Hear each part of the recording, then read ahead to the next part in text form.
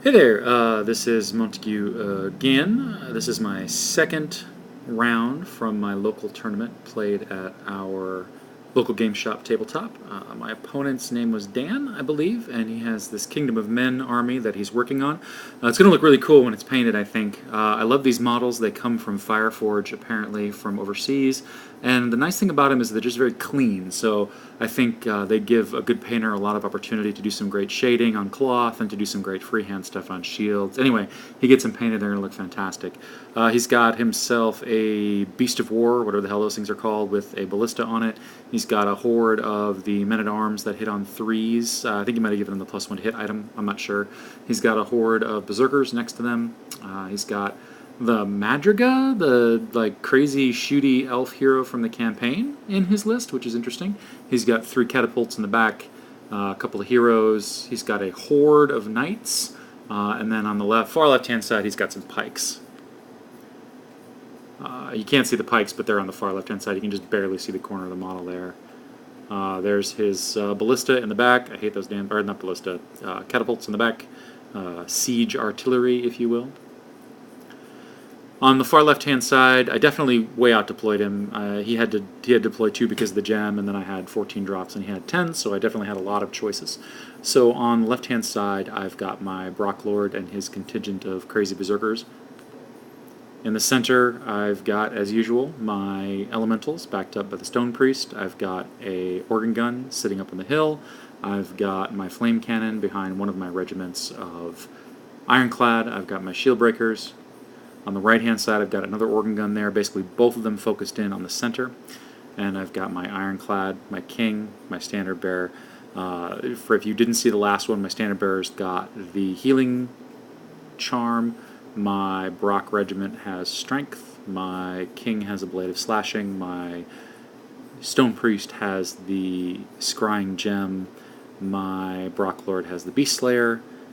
And that's about it for magical items. The scenario this time is a practice scenario for Alamo GT, which happens pretty much every year, even under Warhammer, which is the Pinata ceremony. If you see that little token in the center of the field, it'll eventually get switched out for a dwarf model because we wanted to have a square base. But the idea was if you hit the Pinata, for every wound that you do, you move it as if it was hit by a wind blast in that many inches in the direction from which you came. So you charge it, and then it moves away from your front arc that many inches. My opponent and I very quickly discovered just how sort of powerful that is to have first turn. Anyway, so he gets the first turn, and he charges his horde of knights into the Pinata, and sort of advances the rest of his crew up and starts moving them into position.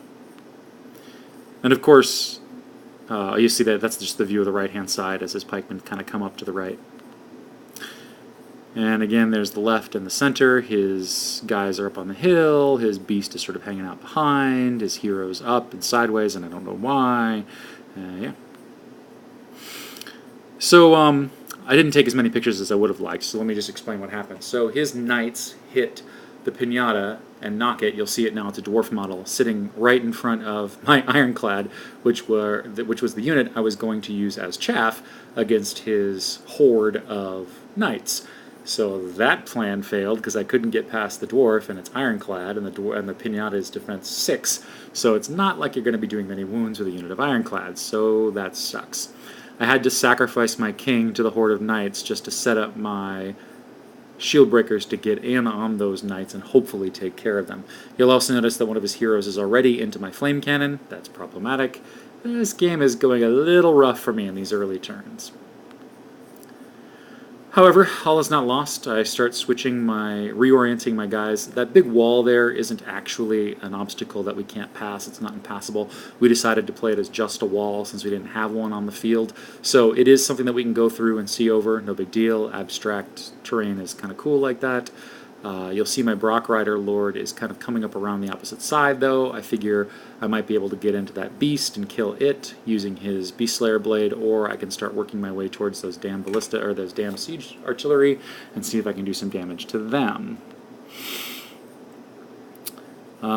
This is a back shot. I'm not sure why. This is before he charged my Lord. I don't know why this is out of order, but it is.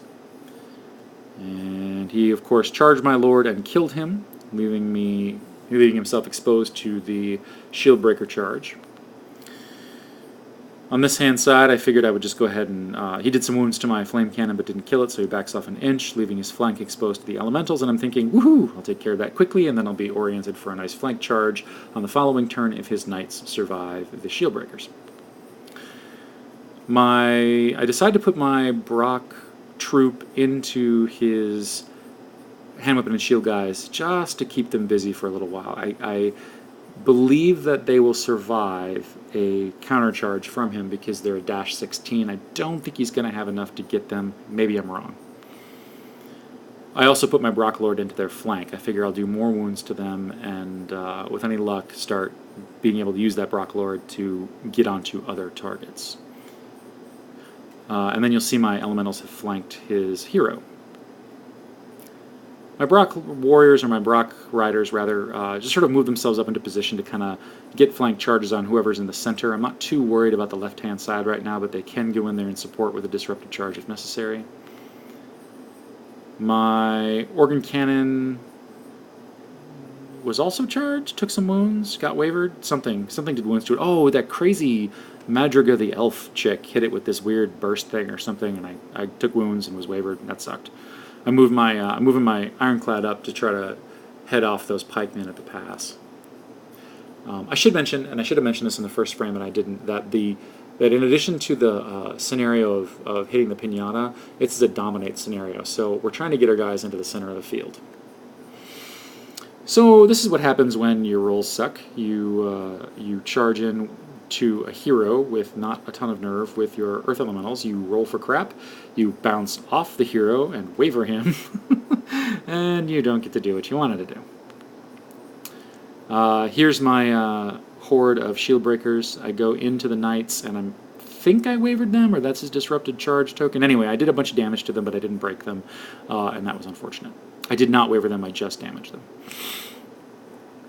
And here's the right-hand side. He decided to go ahead and countercharge my Berserker Brock Lord with his horde of shields, which I think was a mistake.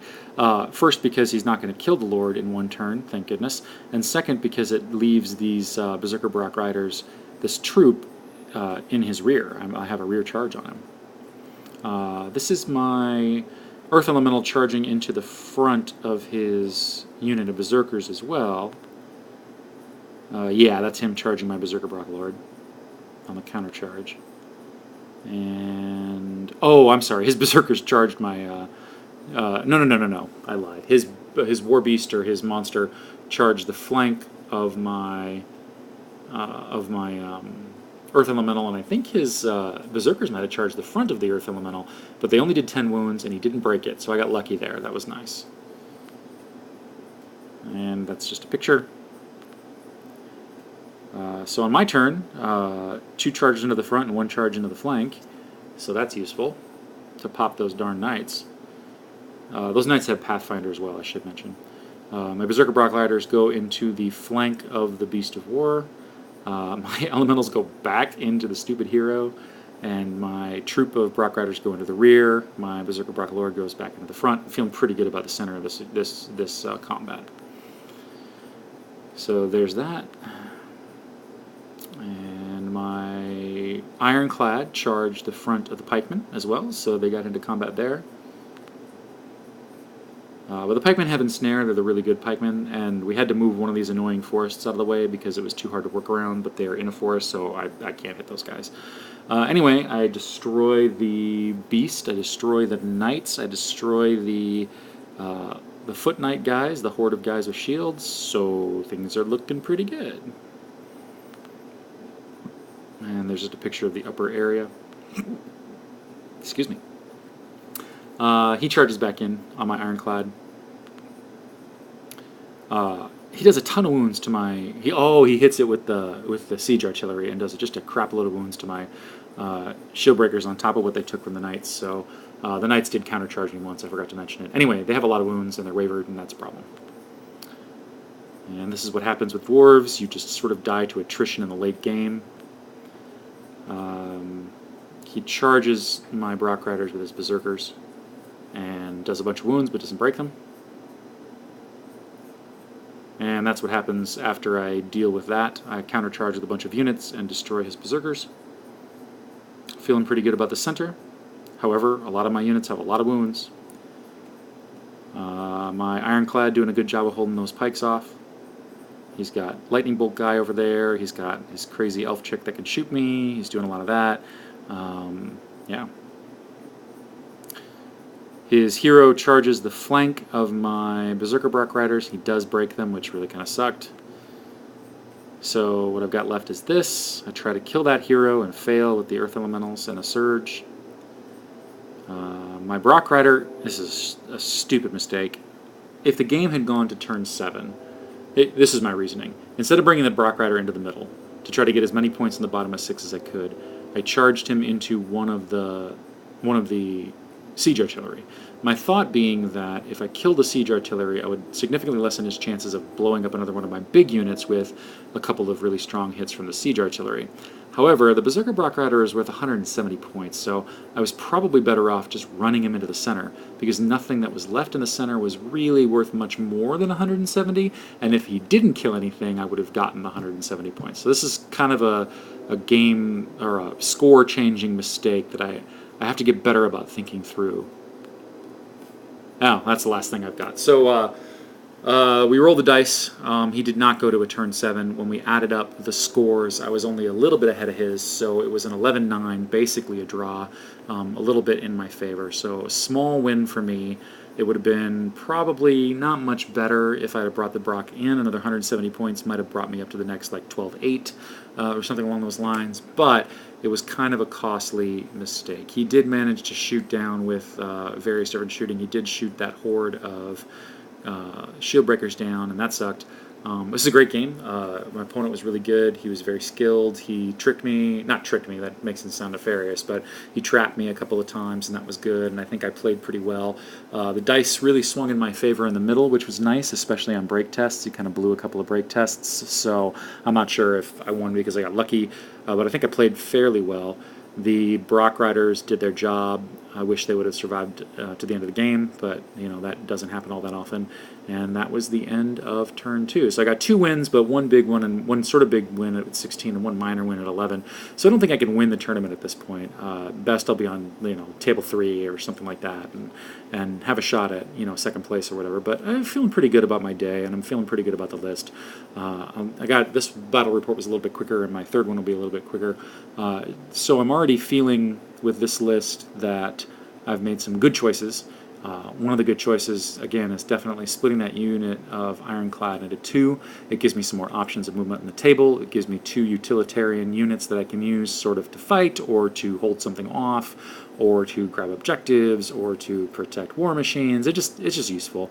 Much better than having 2 hordes in play. And I think it's better to have the Ironclad be the 2 individual regiments. I'd considered the shield breakers, but I think their defense 4 means that they're a little bit easier to sort of cripple or take out if they're objective holders. So I think I made the right choice there.